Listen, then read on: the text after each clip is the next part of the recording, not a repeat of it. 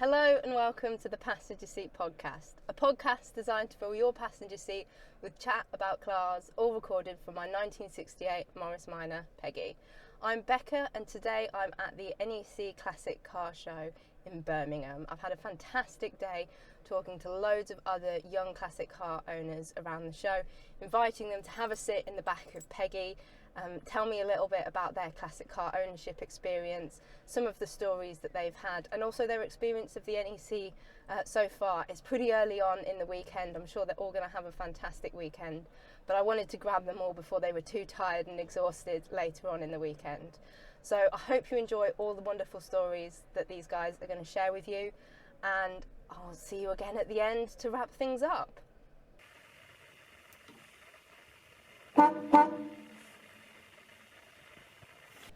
Okay, so I am joined now in Peggy by Richard Woolmer, who is one of the young owners who is on the Midget and Sprite stand. Tell us a little bit about the Midget and Sprite that you're here with today.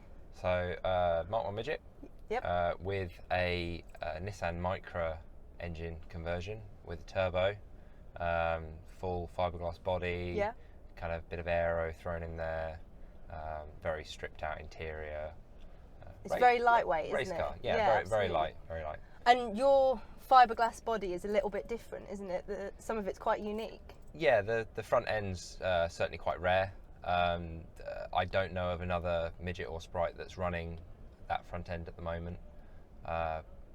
Mainly because there weren't many kind of made to start with. Yeah.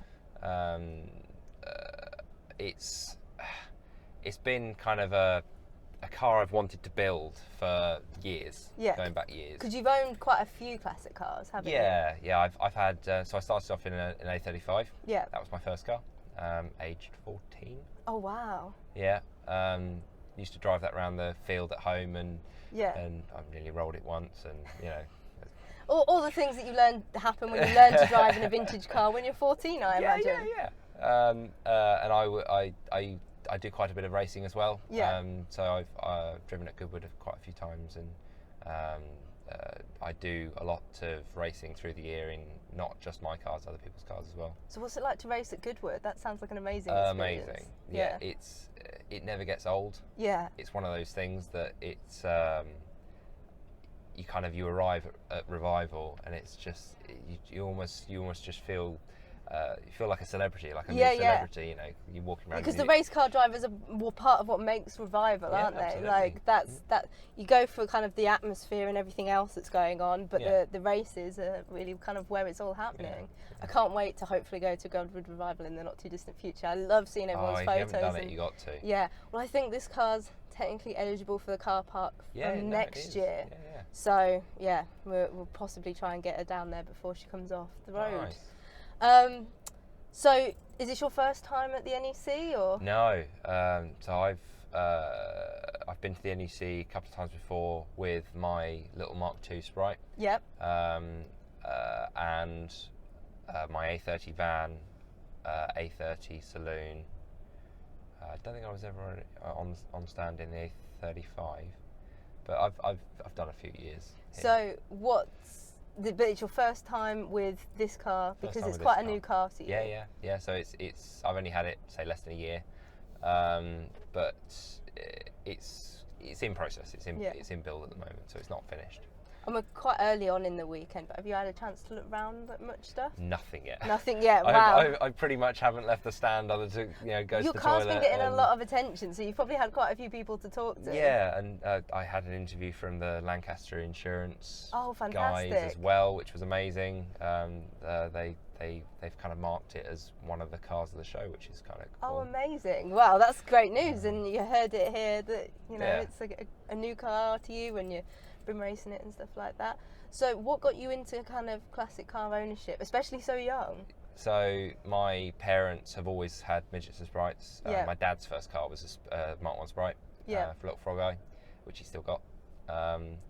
And my dad's always been into racing Midgets and Sprites, big Heelys. So that's kind of where that started.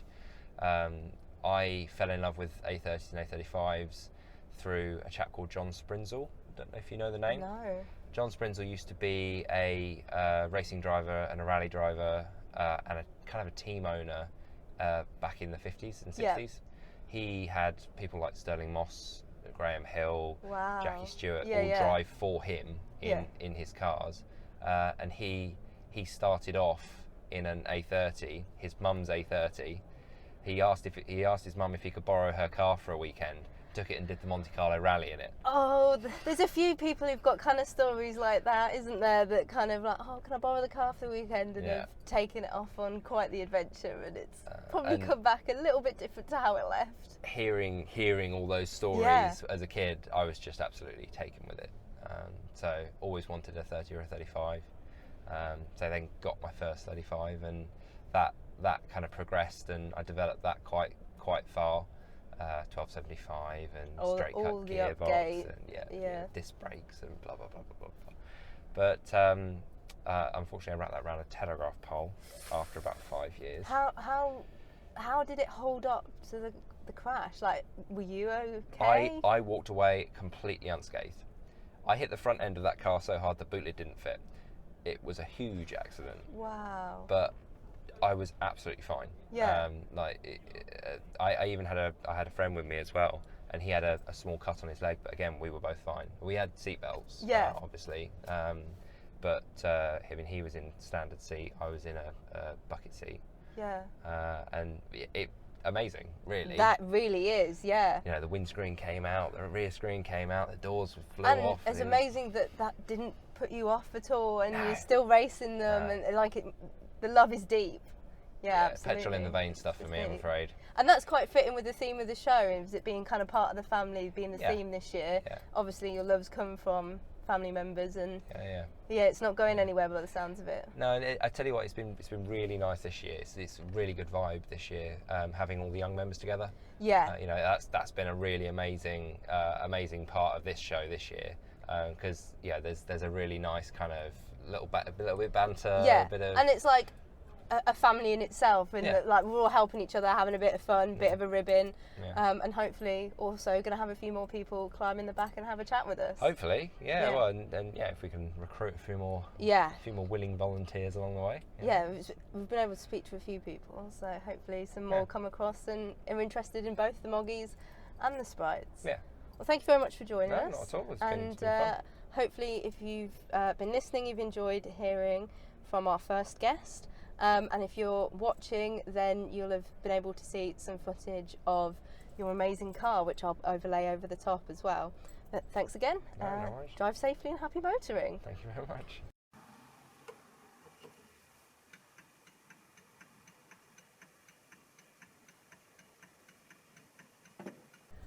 Okay, so we're joined in Peggy by our second guest. We're joined by Sarah Godfrey, who is here with the Midget and Sprite stand this weekend. Yep.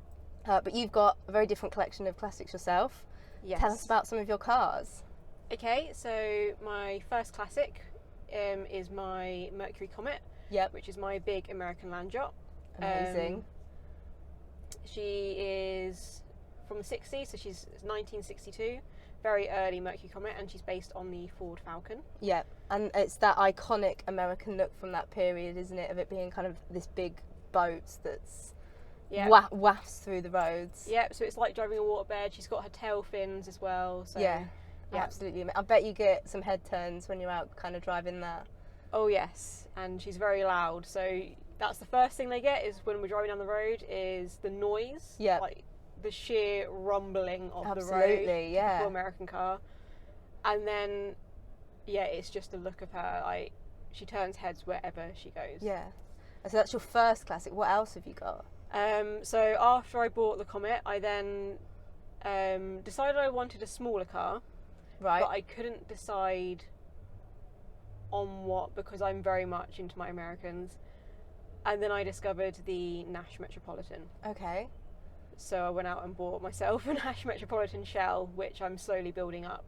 Okay, and how does it kind of feel different in terms of like size and appearance to the Mercury Comet? Okay, so the Metropolitan's actually built by Austin. Yep. So it's British built. It's based on it's taken parts from several of their cars. Yeah. So the shapes of it are very similar to the A35s and 30s, but it's Americanized because it was also designed by Nash and sold by Nash in the States. So which hand drive is it? The one I have is left-hand drive. Okay, but you could get them as both. You can get them as both. It's really cool. Yeah. So do you enjoy driving left-hand drive then? I'm going to be honest, I was terrified the first time I did it, which was my Comet. Yeah. So I've gone out you went out, bought a huge car, and then was like, now I have to drive it from the wrong side of the road as well. Yes, and I was terrified. And one of the first trips I did in it was from Bedford down to Goodwood.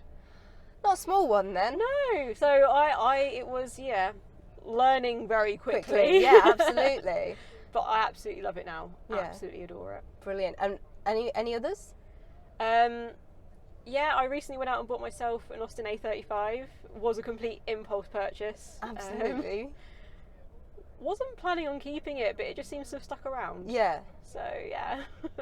Brilliant. And anything else? That the full up. How long have you had these cars? So I bought the Comet June last year. Okay, so and that was your first one? Yes. So it's only been a year and a half, and you've gone full into classic lifestyle, bought 3 cars, and absolutely fallen in love with it. Wow. So what got you buying classics in the first place? Mercury Commets have been my dream car since I can remember. Yeah.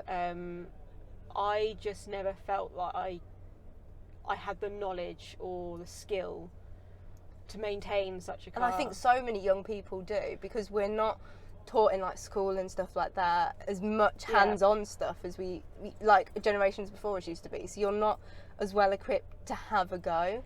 And it's exactly that. I just didn't feel that I could do that.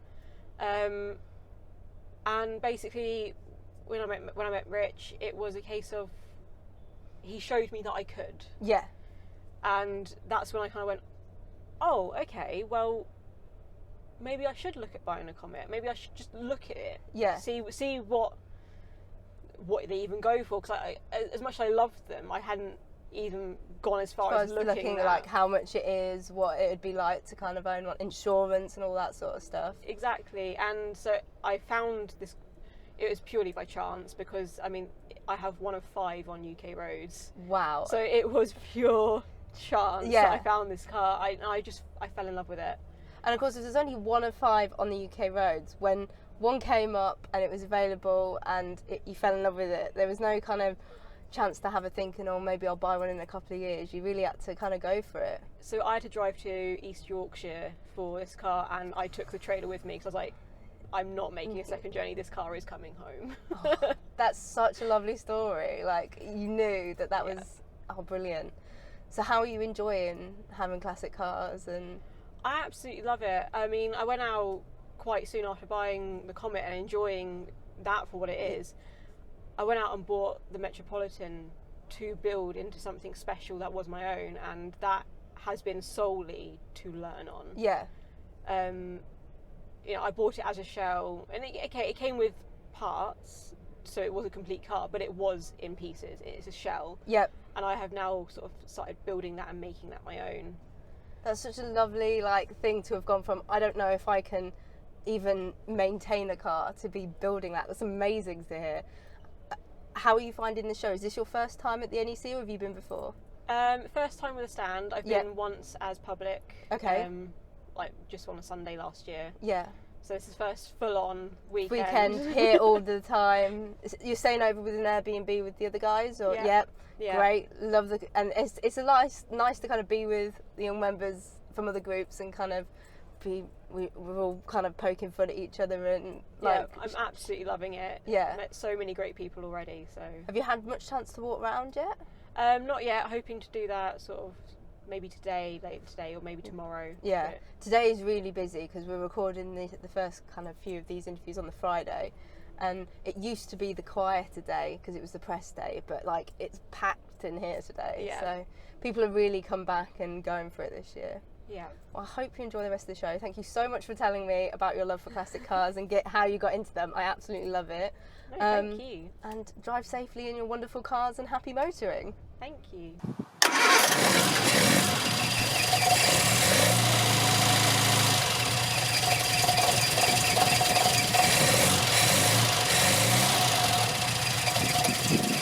Okay, so the next guest in Peggy is Ellen.Boughton, and she is also here with the Midget and Sprite Club. And your car is on the stand today, first time with a car on the stand. Yeah. And it's only your second time at the NEC. Yes. Yeah, jump in the deep end. How are you finding it? There's a lot here. Yeah, it's really There's busy. an awful lot here. I haven't actually been able to see the show yet, but it is good. It's nice meeting a lot of the young members of similar car clubs and that. So. Yeah, lots of people have been saying that they've really enjoyed kind of having all the young members together, so that we've been able to kind of talk to each other. I think it works because I think quite often you're all dotted about and you don't really know who's into the classic cars. That are the same age as you and things like that. No, it's great. And your car on the stand you've had since 2018? Yeah. So I've had it nearly 5 years now. So was it your first classic? It was. So I actually wanted to get a Morris Minor. Oh my goodness. Okay, what changed your mind? Basically, I love the Morris Minor Metropolitan police cars. I absolutely love them. Yeah. And I was saving up to buy one, and a mutual friend of the family, he had that, and he'd bought it for his wife as a wedding present. And they'd driven it for a year, and then they didn't want to drive it anymore, but they put it in a shed on top of an office for 7 years until I went and saw it. And I saw it and I was like, okay, yeah, no, I'll have that. So what sort of state was it when it came to you? So it was so original. So the first lady who owned it, she lived in Cornwall. She drove it around for about 7 years, then put it in storage. Yeah. The guy who I bought it off of, he bought it, they drove it for a year, put it in storage for another however many years. So how many miles is on it? There's barely any on it. So I think it's around, I think I just hit the 40,000 mark the other year. Wow. It's very low mileage, and I'm only the third owner. When I picked it up, it still had the original battery in it. It was mental. Oh my gosh. That's one step from original tyres on the car is original battery. Yeah, obviously I changed it straight away because it wouldn't start. But it was, and because it's been kept in storage for so long, there was barely any rust on it. Just the typical wheel arches and stuff like that. Yeah. So have you had to do much to it? So I repainted the engine bay. Yeah. Because that was just looking a bit tired, and I wanted it to be a bit nicer. And then the front end I've resprayed and sorted the rust on the wheel arches. And that was only to stop it, just more preserving it than letting it just slowly fade away. Other than that, I have barely touched it. That's pretty good going for 5 years of use. What's the kind of way that you use it? Is it kind of a weekend fun car, holidays? Yeah, so I actually do a lot of steam rallies. So whenever I go to a rally, I take my car with me. Yep. Other than that, in the winter, I kind of put it away and do all the jobs on it. Summer, it's out essentially every weekend. That's great. Similar reason to why I bought this was grew up going to loads of car shows, and I was like, if I buy a car, I'll get into the car shows for free. It seemed like a good deal, but they end up costing you a lot more than probably just a ticket to a steam show occasionally. Yeah, it's definitely it adds to the experience. But costing wise, probably it could be a bit cheaper, but. Yeah, so what got you wanting to buy a classic in the first place? You always wanted a Panda car, but what was it about the classics that appealed to you? I've always just been interested in them, and I think when I was younger, before my family got into the steam engines, we'd go to the steam fairs, we'd go to the car shows, and it's always just as a little kid, you're like, oh, I want to do that one day, and it's just then eventually coming round to it, and just the feeling of then driving a classic, you just can't get over it. You can't. It's the best feeling in the world. At the moment, I've just got my car back from a couple of weeks away, and the drive back from picking it up was just the best. I was on the M25 and it was nearly standstill at points, but you just sit there smiling sometimes, don't you? Yeah, absolutely. They just make you smile, and they make other people smile, which is always really lovely as well. I quite like it where if I go out in it, I've had it before with an old gentleman. I remember this one time, this old gentleman came over to me and he said about when he first met his wife, he'd gone out in basically an identical car to mine, and she'd had a similar one, and it's how they met and all that, and it's just like little things like that. The stories that people tell you. Usually, I get stopped so much at like the petrol pumps and stuff. Yeah. Like, tell me about it. I used to have one of those, or similar stories to that, It's and really it's sweet. so lovely. And because I use mine as a daily. One of my favourite things is when I drive past schools that are going in the mornings on my way to work, and you get the kids kind of pointing it out and they wave and they're like, yes. And you just hope that somebody else is going to be inspired. So your family are into steam engines and stuff like that. So have you got quite a good support network in terms of like the mechanics, or have you done a lot of learning yourself off YouTube? Or so it's been a mixture. I've had a lot of help with my dad and my uncle. Yeah. They're quite into like their classic cars as well. So like my dad's got a Triumph Stag. My uncle, he built a Cobra himself, and he's got a Ford. What has he got? He changes his cars all the time. I lose track. But yeah, so I've got them to support me and kind of teach me. But I've tried to do a lot of it either by myself or with their helping hand. Just because unless I know about it, what's the point of doing it? Yeah. So, yeah. Yeah.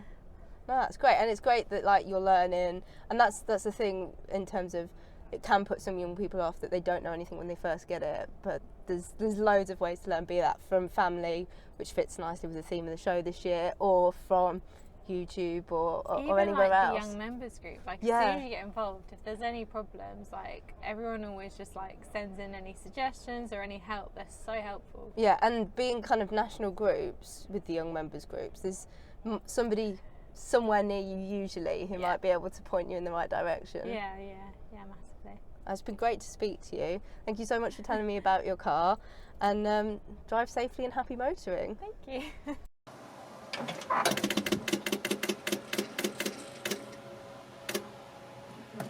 Okay, so now in Peggy is George Taylor, who has come over from the Singer Owners Club stand this afternoon, and you're here in what was your granddad's Singer 9. Mm-hmm.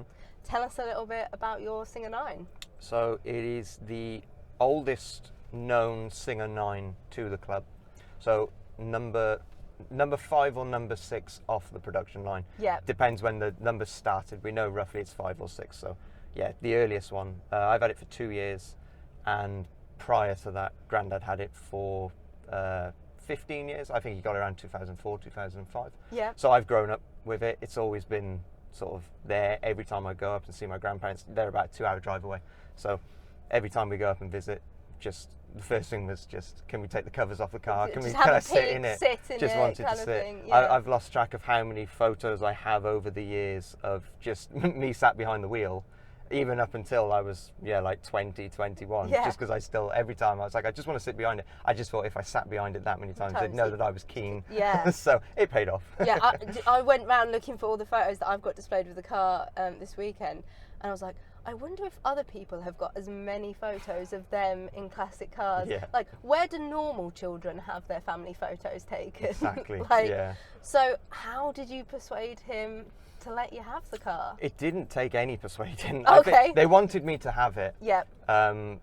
But it was a case of I felt too cheeky saying, can I have it? Yep. So, but I kept quiet, and then my granddad said to me in like 2019, can I put it on the internet for him to put it up for sale? And my heart sank, and I was like, yep, okay. And I put it up for sale, and he got so much interest in it. People from Denmark, Netherlands, America. Oh my gosh, wow. And this guy from the Netherlands was like, look, I'll send a person to come and collect it like tomorrow, and just cash, sight unseen, whatever. And that sort of put Grandad off. He's old school, and he was a bit like, I can't be dealing with this. I don't want to mess anything up. Yeah. So he said, take it offline. It's too much stress. Yeah. And then a couple of weeks or months later, he was like, right, try again. We'll see. And I was like, can I buy it off you instead? I just sort of plucked up, and I was like, can I buy it from you? Yeah. And he was like, look, if you want it, you have it. But I was like, no, I don't want it. I want to buy it. And there was a lot of back and forth, and then my nan got involved, and she was like, no, you can have it. You've got to have it. And when nan's involved, you just don't argue. You're just like, yep, this is, okay, the car's mine. So we sort of struck a gentleman's agreement. He needed like a hernia operation or something, and he was fast-tracked it, had it done private. So the deal was I'd pay for that operation, which is still in the pipeline to be paid for. Yeah. So I will buy it, but yeah, as it through stands, an interesting means. yeah, It's a story. Yeah. And you've got quite a lot of stories in terms of the history of the car, haven't you? Yeah. So you've managed to get in touch with the previous owner. So the car currently goes by the name Roger, Yeah. which is what you've always called it because that's Yeah. your granddad's name. Yeah.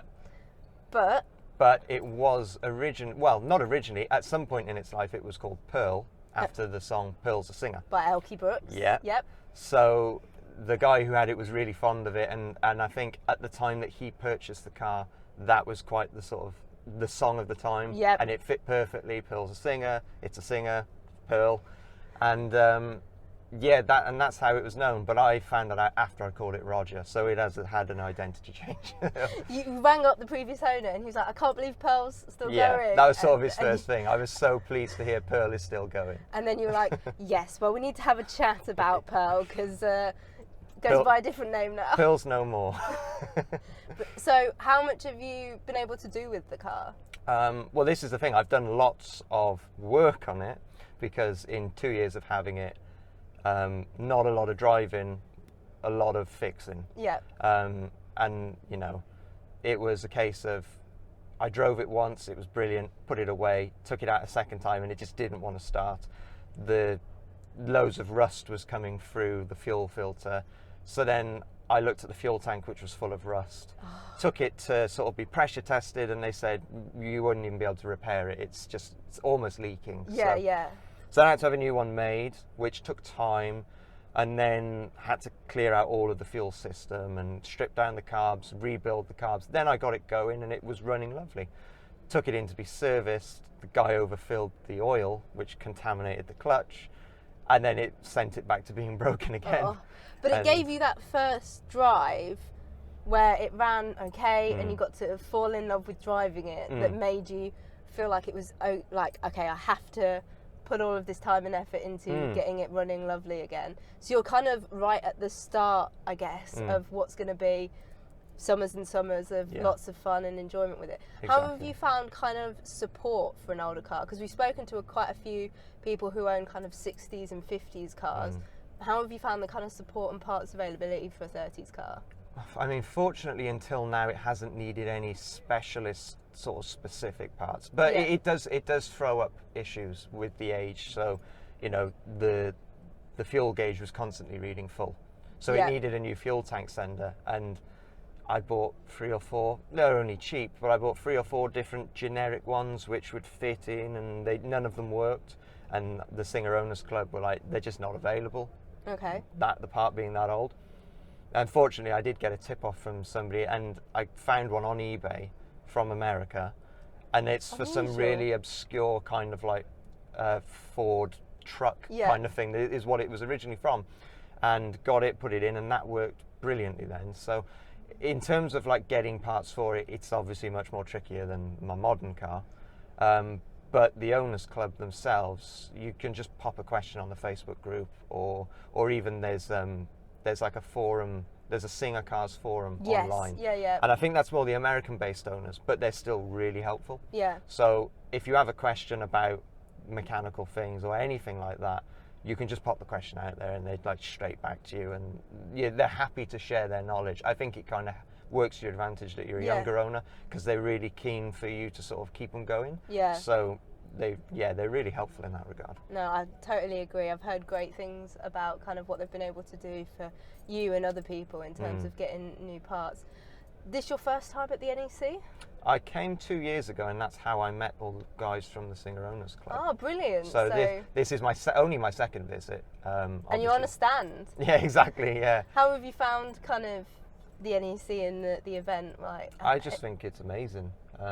It's awesome to see, like, because it's called the NEC Classic Car Show, and I suppose people have different ideas of what a classic is. Some people say it's like pre-70s, some people say it's anything that's just old and rusty. Yeah. But it's just good to see such a group of people. Yeah, anything you could ever think of is here in some way, shape or form. There's something for everyone. Yeah, and regardless of what people's tastes are, everyone just seems to share the same love of just cars. Whether they're here with a more modern Ford, or whether they're here with the 1912 Austin over on that stand, they all just love cars, so they've all got that in common, so it's just a nice environment. You sound like you've had a bit of a look round. Is there anything that's really stood out to you? It's always the Jaguars, the E-types, but I know they're a bit, everyone loves the Jaguar E-type, but I can't help but look at them. But then the Riley Club just down there, because my grandfather had a Riley RME as well.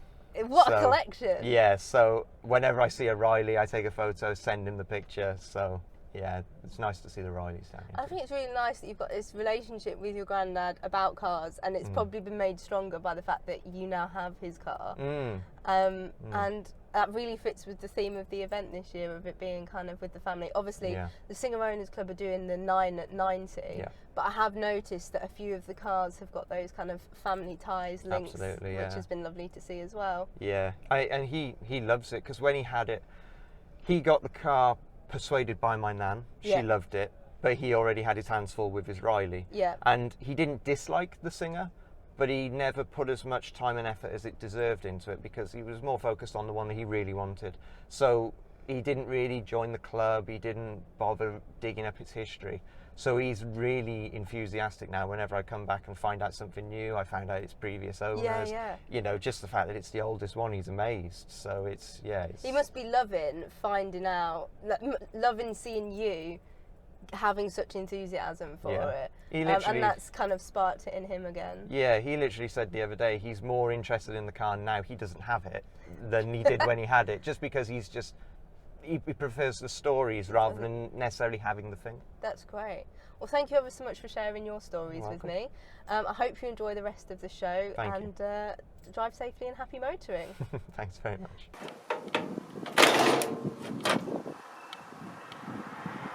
Okay, so we're now joined in Peggy by Friar, who you might know from Project Daily Drive on YouTube.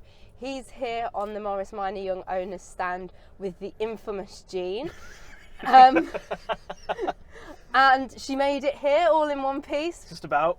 How was the trip down? It was actually quite good. So I was meant to set off at 6:30. I didn't set off at 6:30 because I was too busy faffing about with checking everything.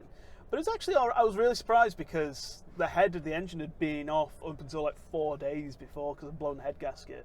And I was really nervous because I'd on the first bit of the trip, 10 minutes in, I realised I hadn't connected the engine stay bag since I'd taken the head off. So I had to stop and bolting at the side of the road on a really busy road in like South Manchester on, what was it now?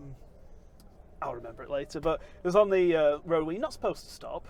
But needs must. You've had incidents with the car where you probably shouldn't have stopped there, but you had no choice, and that's why the car is still here and going and being a great representative of the young members. So, for those who don't know, tell us a little bit about Jean. When did you get her?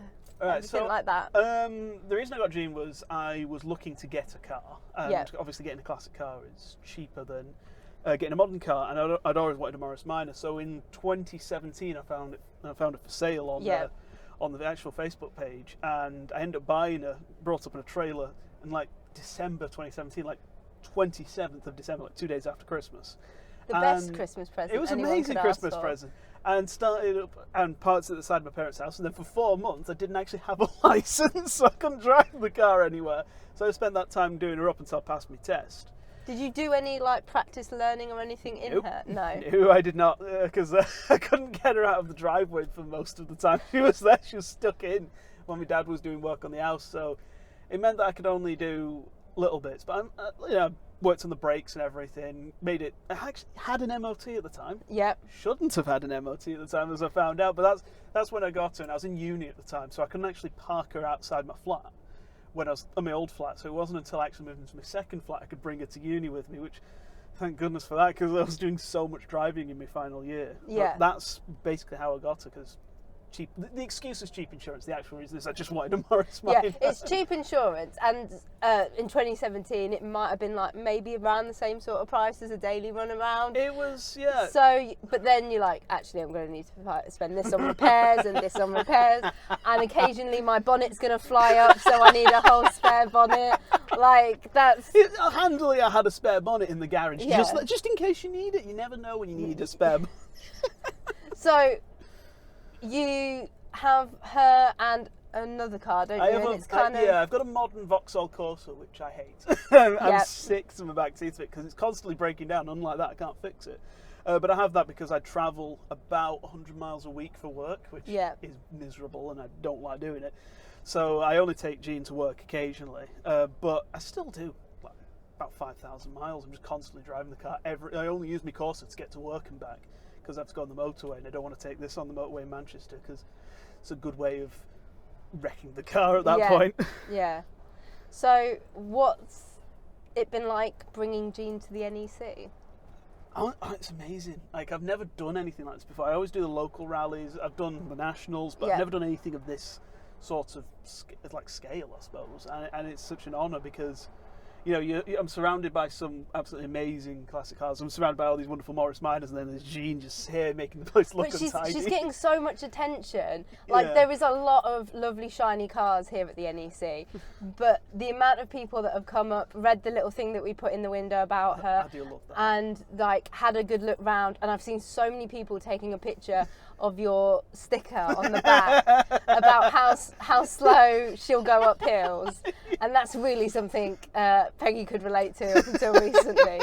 So it's catching people's eye, which is really nice, and it's doing a great job of representing the young members. Have you been to the NEC? I've never been here before. This is a new one for me. Yeah, I got completely lost trying to get here. I ended up almost leaving the NEC because I didn't know where I was going. You just end going round and round the outside of the halls trying to get in and everything, don't you? I went to 3 wrong places until I finally got here, but you know, I was amazed that I managed to get here without any problems whatsoever. It's just got a bit of a squeak on the fan belt, which always happens. Yeah, you can never get it right. Yeah, that's fair. You've had a bit of a wander round. Anything that's caught your eye? Anything? There's some really nice cars. So I'm a massive fan of like really early motorbikes, and also like Jaguar. There's a couple of Jaguar E-Types, which is my dream car. Jaguar E-Type Series 1 Roadster. I'm looking at them like, ooh, if only I had so much money. So much money, and, there's some really nice like 1920s motorbikes. I would love a 1920s like open valve motorbike. Wow. But I love them so much because somebody on the street when I was growing up had one. Yeah. And I remember just seeing the valves going and having to watch him put a bit of petrol in the cup at the top to start it, and then nearly breaking his leg trying to start it. I love one of them, but it's amazing. Like, I haven't even seen the whole place yet. Yeah, because we've been here a day. You've had kind of like the afternoon to kind of wander around. You've been over to the auto jumble and got a few bits and pieces, as you are known to do. I'm going to get yelled at so much for buying these parts. Jean has a roof rack purely for the fact that whenever you go anywhere, you need somewhere to put all the spares. All the spare parts.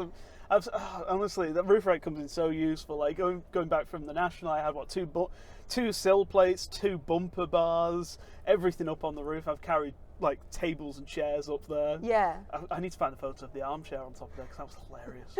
And I've not bought too much this time. I've bought some lights that are going to go on top of the wings, and I've bought an old 8-day clock, which surprisingly works. That's it so far. I'm not supposed to be anymore. I'm probably going to buy some. There's another 2 days after this, so there's definitely a chance of it. My poor wallet. What, other than kind of it seeming like a cheaper option, what attracted you to classic cars like in the first place, and why a Morris Minor?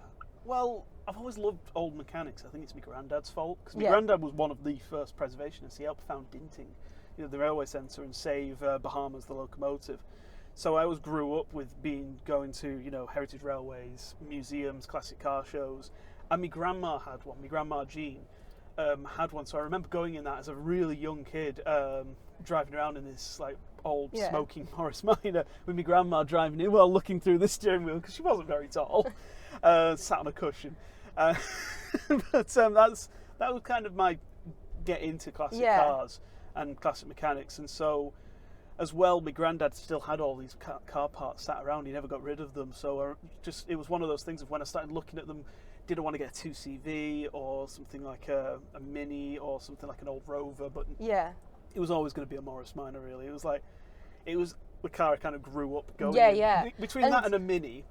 And because you've got the Morris Minor, you've been able to kind of keep parts of your Morris Minor going in Jean, which is the Jean is named after her, and then there's parts of Jean are on there. So the roof rack, it was really nice because I was mentioning, when I had the car for a couple of months, I was mentioning, I do want to get a roof rack, and my granddad went, oh, I've got something for you. Went into his shed, which is collapsing, made of asbestos, and pulled out the roof rack. I was like, this is the one that we bought for ours when we went to Germany. Oh. And it was, like, still has the rope on it and everything from when they were tying the suitcases down. He was telling me the story of how him and Grandma drove their Morris Minor all the way to Germany and back in the 80s.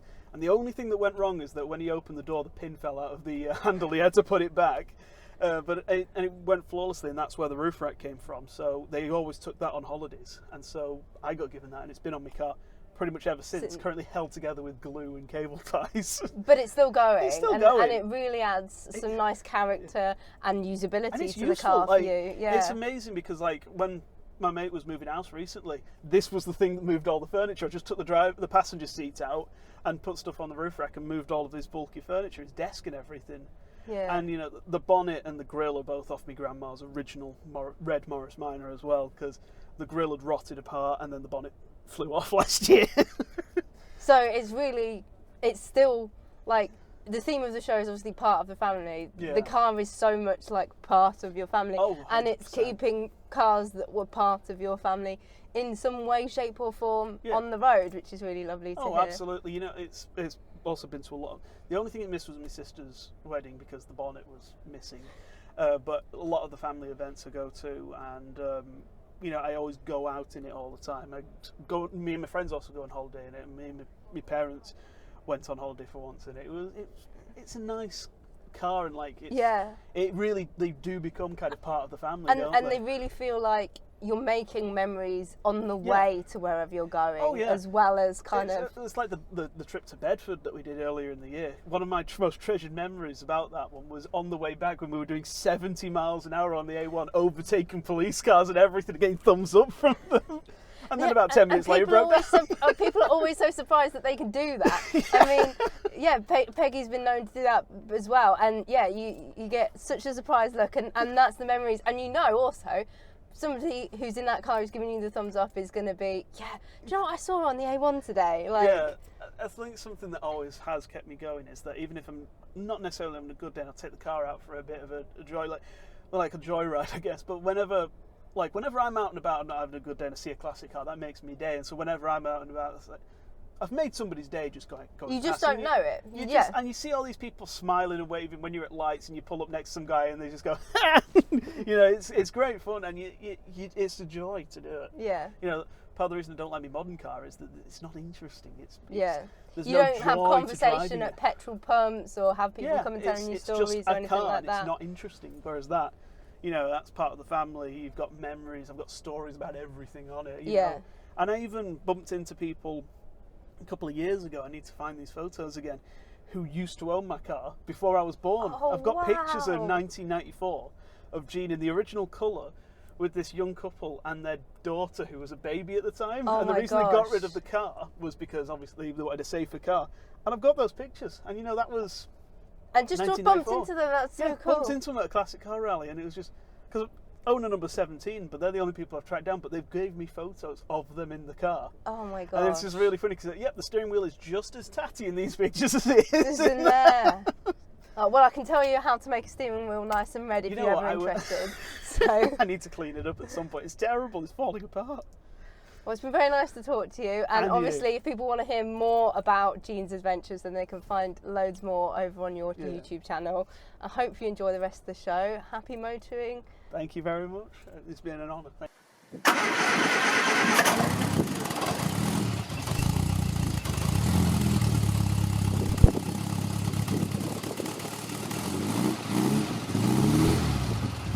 Okay, so we're now joined in Peggy by Will Chignell, who is known by Chiggers to many, and he's from the TR Youth stand, which is just a little bit further on. Yep. We've caught him at the end of the day. And, have you had a good day? It's been a fantastic day. It's always Been good. busy? Yeah, a lot of people interested in the club, a lot Yep. of asking what we do, what we're interested in, how we go about doing stuff. It's been good. So you're with the TR Youth, but your stand is quite varied in terms of triumph marks. Yeah, so we've got two TRs in keeping with the club. Yep. We've got a TR3A and a TR6 owned Yep. by our members. We've also got a Herald Estate and a Spitfire 1500. and that's just kind of to show that you haven't got to own a TR. You just got to be interested in the mark. Yeah. Because it's. So what's yours? Oh, mine's the Herald Estate. Okay. Yeah, I've owned that for about 6 years. Yeah. It's not the reason I'm in the TR Youth. I've got a TR6. Okay. But I felt like it was an interesting enough car to showcase. Yeah, because you don't see many Herald Estates. No, you don't see many Herald Estates, and normally when you do, they're pretty pristine. Yeah. They're pretty nice. Mine's not. Because I nearly went and viewed a Triumph Herald Estate. Really? Yeah. Oh, so when I wow. was buying this, there was a Triumph Herald Estate for sale, like the village over from me. Yeah. And I rang them up to go and view it, and they says, well, we've got someone coming to view Yeah. it, and if they don't get it, then you can come and get it. And that person walked away with it. Sadly. Yeah. So, I mean, I love my Moggy, but a Triumph Herald Estate would have been something quite different. They're a beautifully simple car. Yeah. But an estate is so practical. Yes. I mean, that thing, I took a lot of stuff up for the stand in that car. Yeah. All the scale extric, all the chairs, half the people's bags, Yeah. spare seat, and it just sat on the motorway happy all the way here. So you use it quite regularly? Oh, it's my daily driver. I Yeah. drive it to work every day. Does about 25 miles a day. Yeah. And most days I take it, unless it's absolutely hammering it down. If it's like a bit of drizzle, don't mind. So that's your daily, and then your TR's, your kind of bit of fun. TR's the fun car, but the TR doesn't have a roof. Yeah. And I have been known to drive it in the torrential rain, just for the fun of it, because it makes people look and makes people laugh. Yeah. And, Yeah. it'll dry out eventually. Exactly, and they go sideways when it's wet. Sounds like a lot of fun. And you guys have a lot of fun with the TR Youth. Oh, we do. We go out for drives we try and go out as much as we can. Yeah. But being the TR Youth so few and far between, we're quite spread out across the country. Yeah, it's the same with all of these young members groups. We are national. We like to get in contact with each other, and the NEC is great for getting everyone It's a fantastic together. midpoint as well. Yeah. Getting everyone to.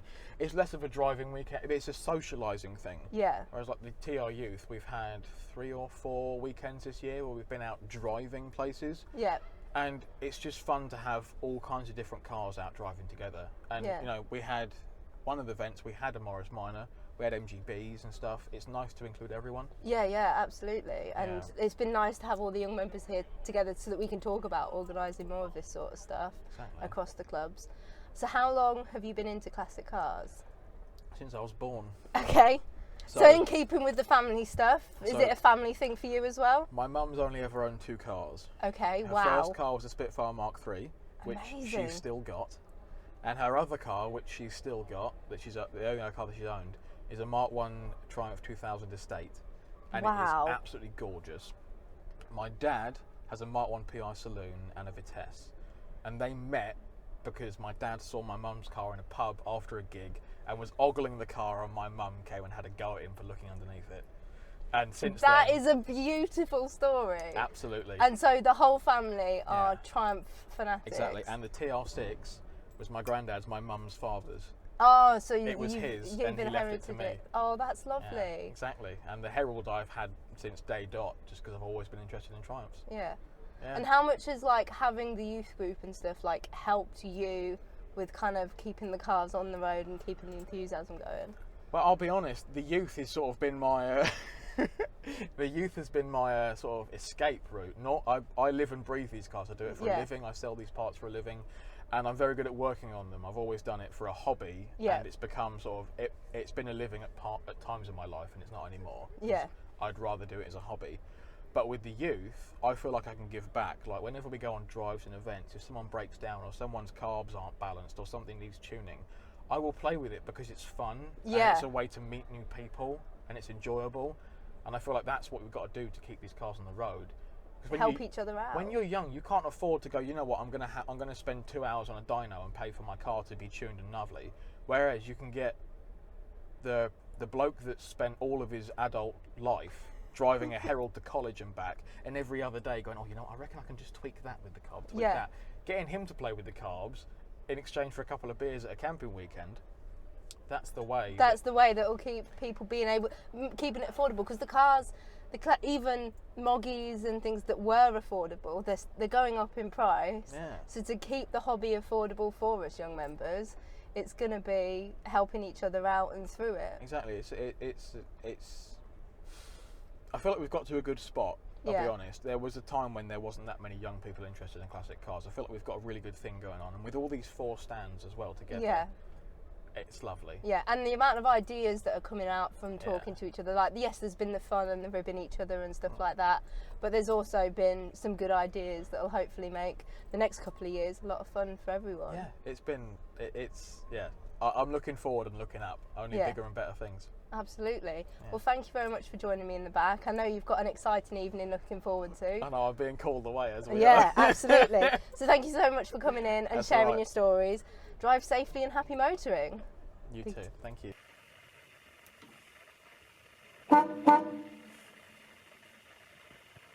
So it's been so wonderful to speak to all these guys, and I've been so grateful to them for giving me a bit of their time on such a busy weekend. It's been so lovely to get to meet new people, and the NEC is always great for that. If you're interested in getting to know a couple of young members groups, it's a great place to come along to, but you can find them all on Instagram as well, and some more car clubs are starting to really encourage young members, such as the Singer Owners, so you'll find a lot of support starting to be out there for young people, which is always fantastic. Thank you ever so much for listening. I hope you've really enjoyed it as much as I've enjoyed talking to these people today, and in the meantime, drive safely and happy motoring.